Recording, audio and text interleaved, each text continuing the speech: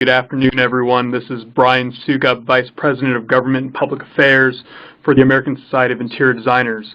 Welcome to the first of 6 installments in a series of jointly hosted ASID and IIDA advocacy trainings.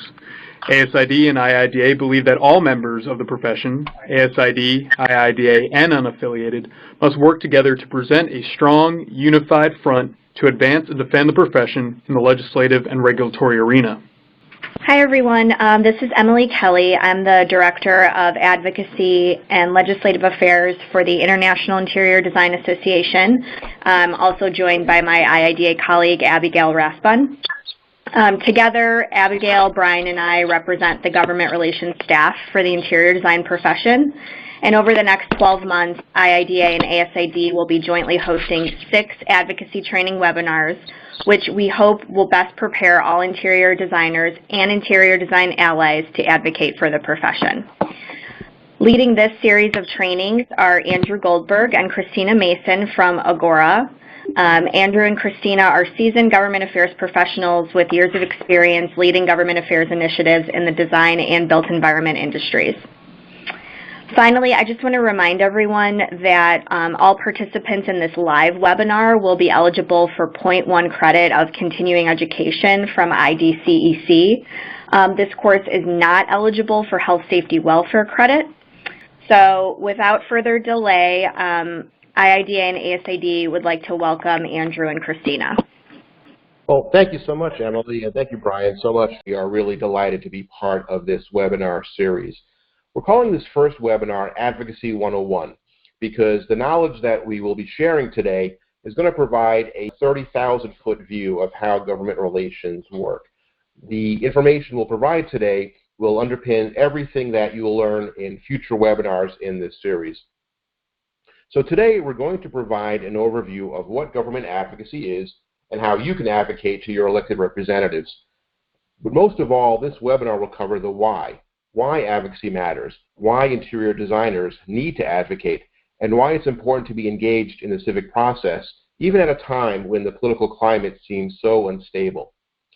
And because there are so many misconceptions about politics and lobbying, we're going to share a number of myths that we've all heard over the years about advocacy and give you a new perspective on this very, very important activity. Now, to begin with, what do we mean by advocacy? There are plenty of definitions of advocacy, but the easiest way to think of it is that it's the art of effecting change through persuasion.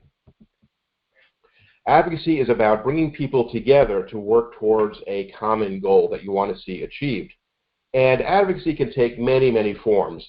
Advocating for a client in a court of law, advocating for change in your community, advocating for children and people with disabilities, and so on. Typically, in the association world, advocacy takes 2 forms, public advocacy and government advocacy.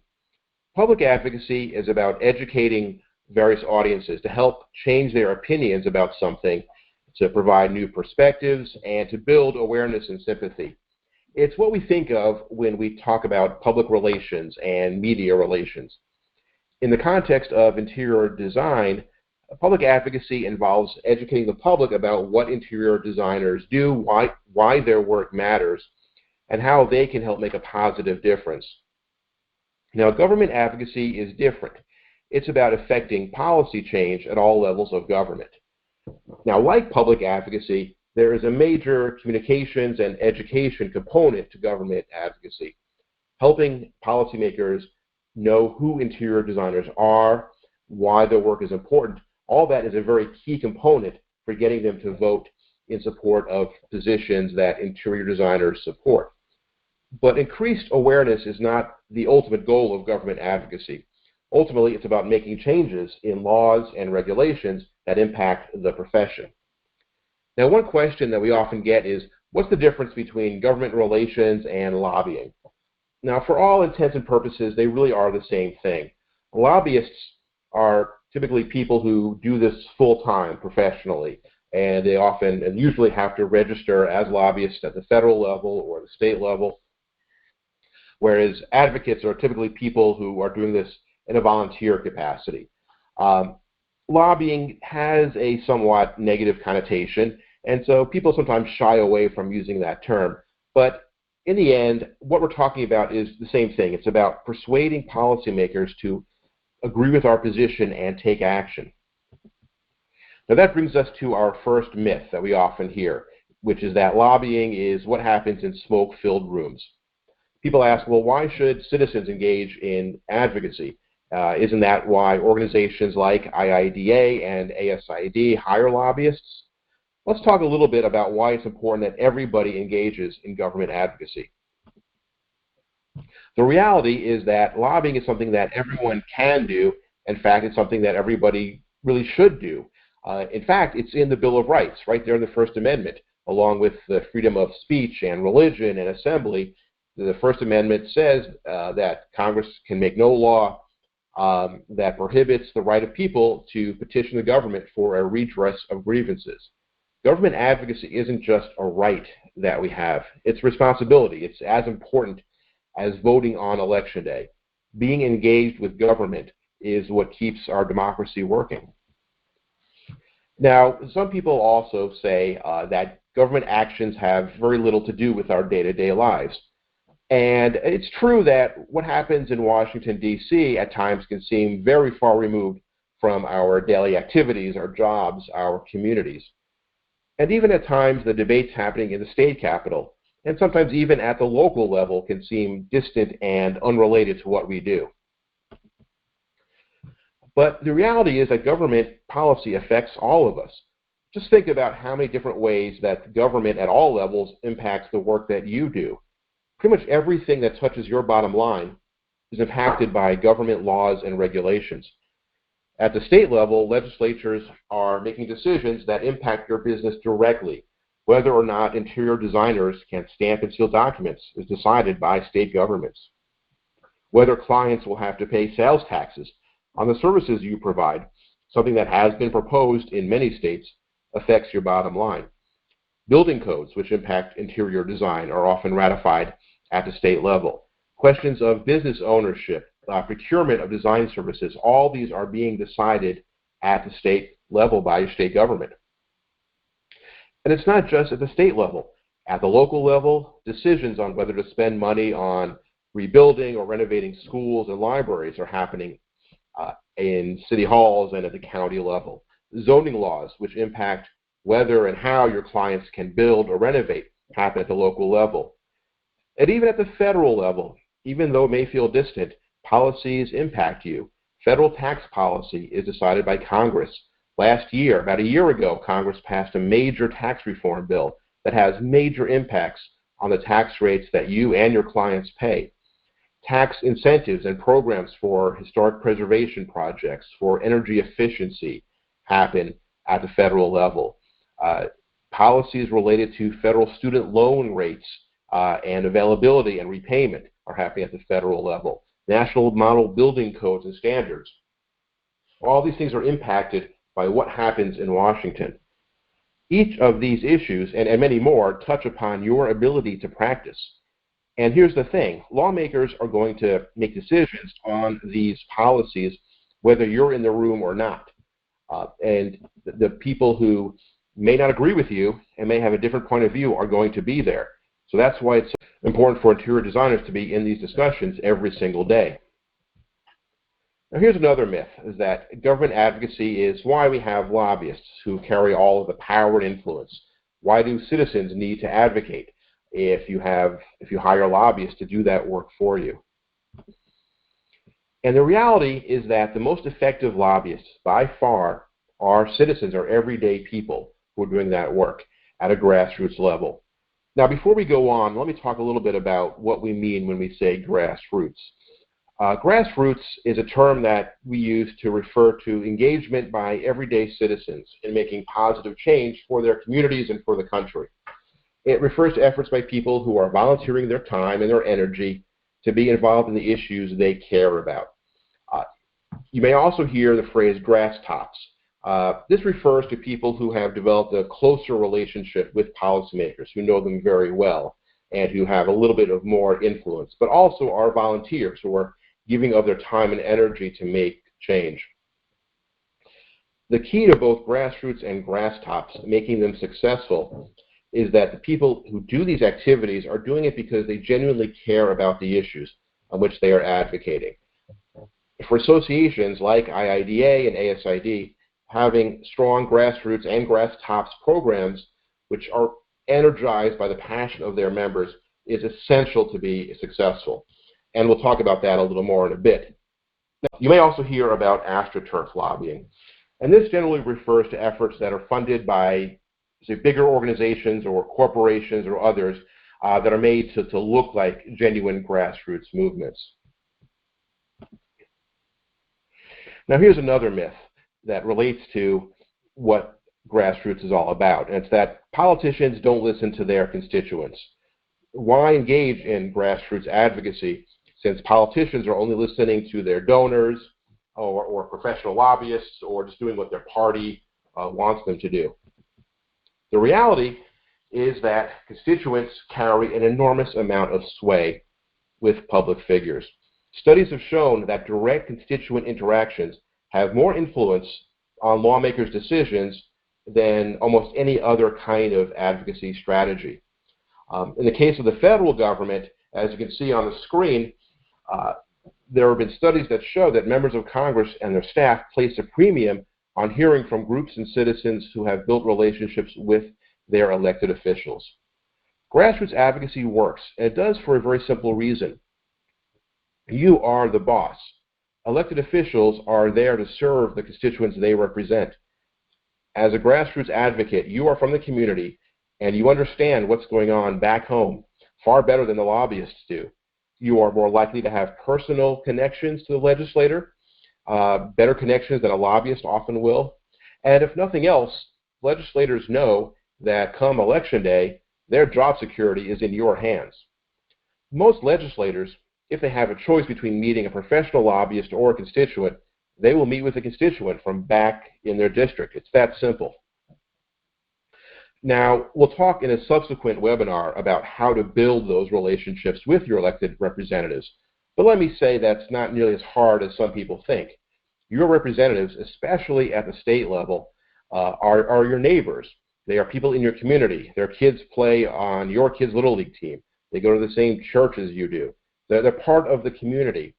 And connecting with them at that community level helps create very strong relationships. And that creates results. And believe me, it does make a difference. Grassroots movements of ordinary people advocating for change has led to major advancements throughout our history. Everything from the Civil Rights Act in the 1960s to the Americans with Disabilities Act in 1990 to the Lilly Ledbetter Fair Pay Act of 2009. All of these happened because of the passion and the energy of everyday people working to effect change. So we've talked a little bit about why it's important to advocate. But here's the question: what are we advocating for? Government advocacy involves asking policymakers to pass new laws or new regulations or provide funding to help solve a certain problem. Now, who's heard the statement, there ought to be a law? At some point, everybody says there's some problem in society, in the community, and we should just get government to take action to help change to help fix that problem. Finding problems or challenges we want to fix is fairly easy. And then it should be simple, right? Come up with an idea, get a group of grassroots advocates to push it, and just like that, you make change. In theory, it should be very simple, right? But the process that organizations like ASID and IIDA use to develop policy is more complicated because the process is a little bit more complicated. Now, if you are of a certain age, if you're from my generation, you might remember the Schoolhouse Rock, those little cartoons they had on Saturday morning about various educational topics. And there was one about how a bill becomes a law. It was called "I Am a Bill, I Am Only a Bill." In the video, a bunch of constituents asked their congressman to introduce a bill that would require buses to stop at railroad crossings. He does, and the bill gets voted on by the committee and the House and the Senate, and voila, it becomes law. Now that process is basically accurate. It's what you were taught in civics class. But it is a little bit more complicated than that. And I want to talk about that process a little bit because it really underscores why an advocacy program is so important. The reality is that it takes much more than having a good idea or even the desire to make change to enact policy. Typically, a good policy has to meet several important criteria. First of all, is the problem clearly defined? Every time you advocate to the government, you are trying to address a problem, typically one that can't be solved any other way. If you can't clearly identify the problem, it will be hard to convince policymakers of the solution. Second, is it an appropriate role for government? Is it something the government is able to address? And more importantly, are you at the right level of government? The 10th Amendment to the Constitution reserves many powers for the states, not the federal government. Likewise, state governments delineate certain powers between the state and local governments. For example, it's up to the states to decide which professions have practice or title acts, not the federal government. Zoning laws happen at the local level. And it's important to understand where you are trying to affect change. Is it the right place? And by the way, in that Schoolhouse Rock video, laws about school buses stopping at railroad crossings are handled at the state level. So that bill probably would never be enacted in Washington, D.C. Not because Congress wants buses to get into accidents, but because the Constitution reserves that power to the states. And advocating to the wrong level of government can actually waste time and be ineffective. 3, will the solution that you're putting forward actually address the problem? And how will you be able to tell if it does? Finding a workable solution can be difficult at times, and that's where many of the debates happen. We know a problem exists, but coming up with a workable solution to make it happen through laws, through regulations, can be difficult. 4, is there a cost to it? Who's going to pay for it? Governments at all levels worry about how much they're spending, how much they're bringing in. At the state level, most, if not all states, have balanced budget requirements. Any proposal you put forward may have some cost to the government. If it's a new program or a grant program, for example, that will cost the government money. Other programs or policy ideas may have indirect costs on the economy. One of the first things that policymakers may ask you is, well, what does this bill cost? What's it going to cost the Treasury? And knowing what the cost is really important. 5th, is the solution realistic and achievable? There's nothing wrong with some blue sky thinking about legislation that will create an ideal state. But developing policy proposals requires that there be some level of reality to them. For example, if you are asking a government agency to undertake new responsibilities, are they equipped to handle that? Is that something that is in their capacity to do so? Last but not least, who or what else is impacted by your proposal? Are there other stakeholders, other professions, other groups who may oppose your idea because they feel it impacts them negatively? Will there be some unintended consequences down the line? Only when you answer all these questions can you begin to turn an idea into a policy proposal.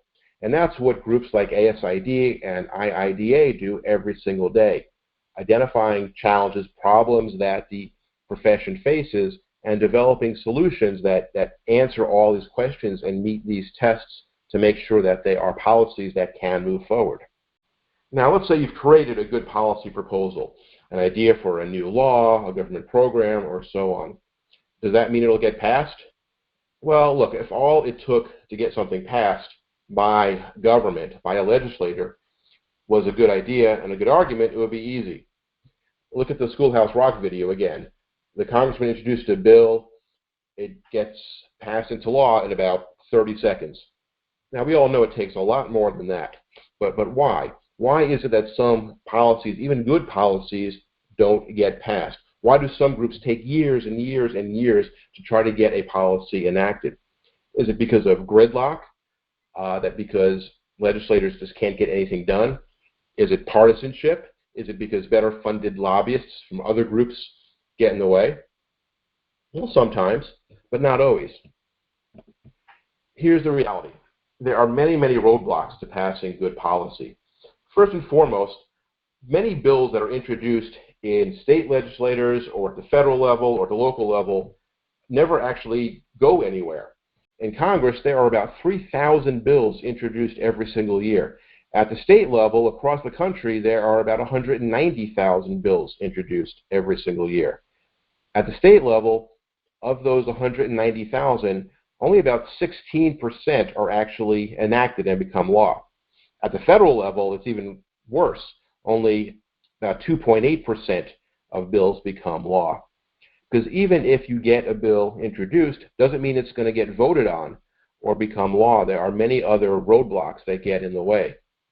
Sometimes priorities change because of external events. In 2001, for example, I was working for another organization trying to get a voting reform bill passed. And then 9/11 happened, and everything that was not related to homeland security and terrorism dropped off the list. Look at what's happening in Virginia, or happened in Virginia over the past month or so, because of recent controversies related to the top 3 office holders. That's made it difficult for the legislator to focus on a lot of other issues. Another roadblock to getting policy passed is that sometimes the people change. Representatives leave office, as do staff. So if you have a congressman or a state assemblyman who's been your champion on a bill, if they leave office, you may have to find someone new to take on the reins. When I was at AIA, we had a bill on historic preservation that we championed for years. And over the time that we were pushing the bills, about 5 years or so, about 5 or 6 of our champions left Congress. One retired, one took a job in the administration, one was indicted, though thankfully not because of our issue. That meant every single time we had to find a new member of Congress to learn about the issue and become a champion for our bill. So people change, also parties change. If there's a change in partisan control, a bill that had the support of the party in power may lose support and momentum when the other party comes in. So there are a number of reasons that are outside your control that may cause a policy not to move forward. Having said that, the 2 biggest reasons that good policies don't advance are within your control. The first is because advocates don't build strong relationships with policymakers. If someone you barely know asks you to do something, you're a lot less likely to do it than if somebody you know very well asks you. Now, our next webinar will focus on the importance of building relationships, but it's important for advocates to be able to build strong connections to policymakers so they trust you when you come with an idea and ask for their support. Another reason why policy often doesn't move forward is because advocates don't develop a clear strategy on how to get it passed. And we'll talk about how to build a strategy around a bill in another webinar. But in short, you have to come up with a game plan. Who are you going to advocate to? What are the messages you're going to use? How are you going to counteract arguments from the opposition? One simple way to think about it is not coming up with a strategy to get a bill passed is kind of like starting work on an interior design project without developing a design first. You're going to waste a lot of money, a lot of time, and a lot of opportunities. What this means is that having a good advocacy plan, having relationships with policymakers, having a strategy for engaging with them and convincing them, advocating to them to support your idea are critical to getting legislation passed. Now, another myth we hear is that advocacy is always about making positive change. And usually it is, and of course that's what we all want to do. We want to be able to advocate to make things better and create a new policy that addresses a problem.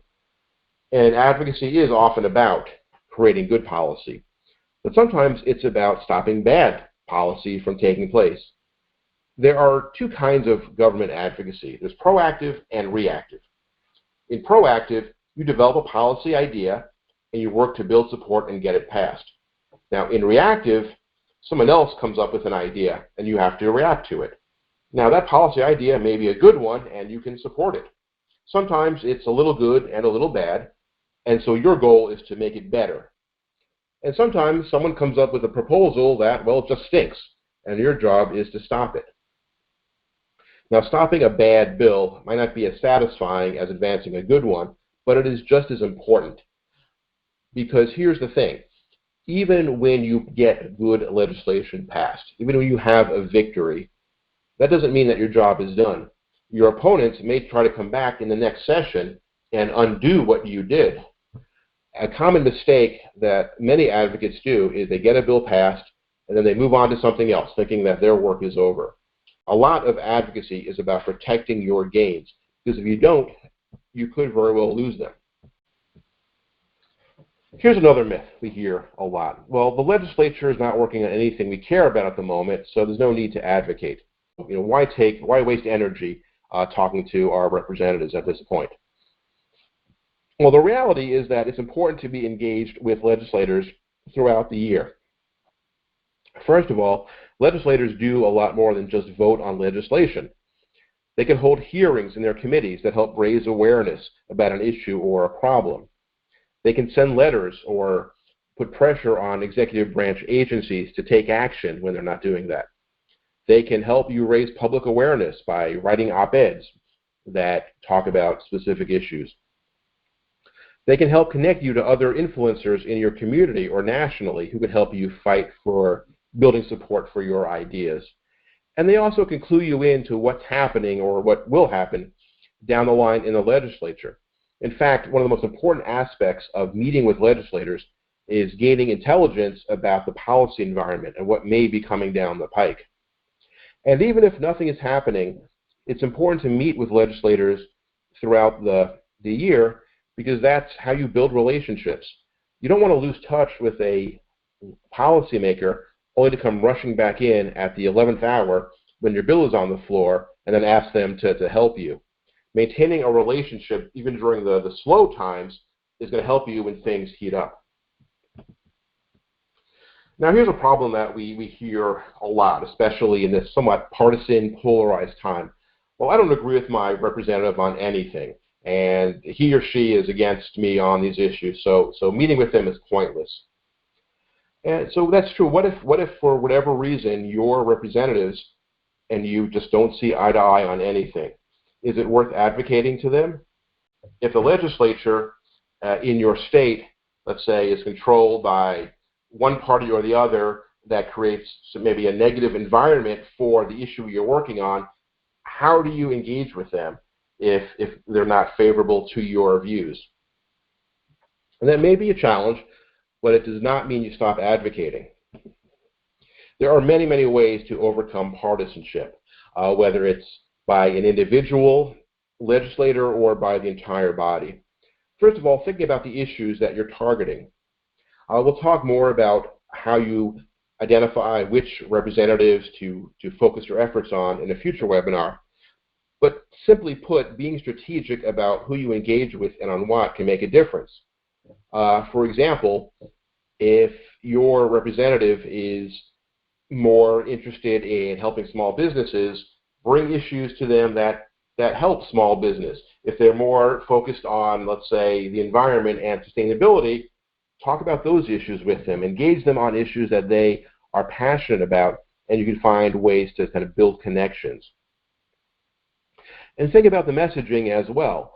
There may be many, many arguments in favor of your policy position. It may be good for business, it may be good for the public's health and safety, it may be good for the environment.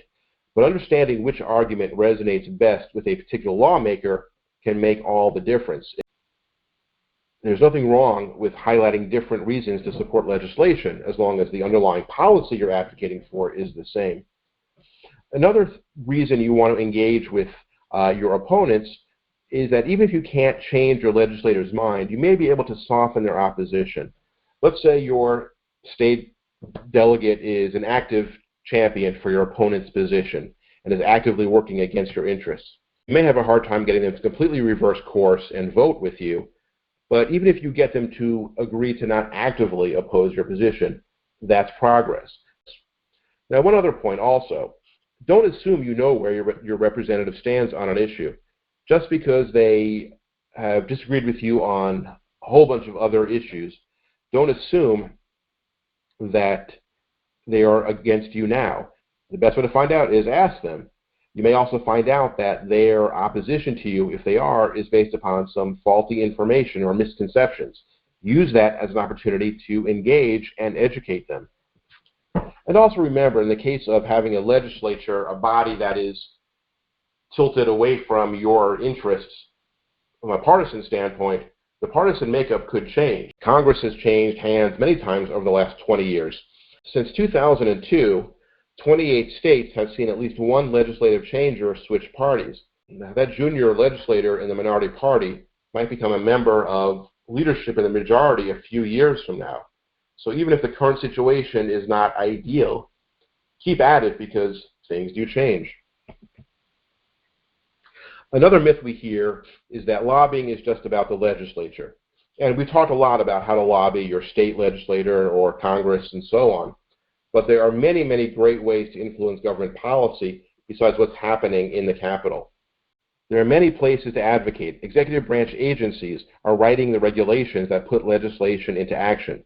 They enforce the laws. They provide grants and funding for various programs, or use discretionary money to fund research projects and other endeavors. State and local boards and commissions have a great amount of influence over policies at the state and local level. Everything from licensing boards to school and library boards, historic preservation boards, and so on.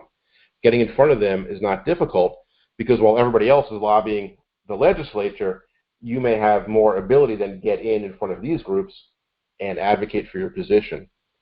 Community groups and other professional trade associations that lobby are important also for building support. Advocating to other groups to support your positions can help build your power.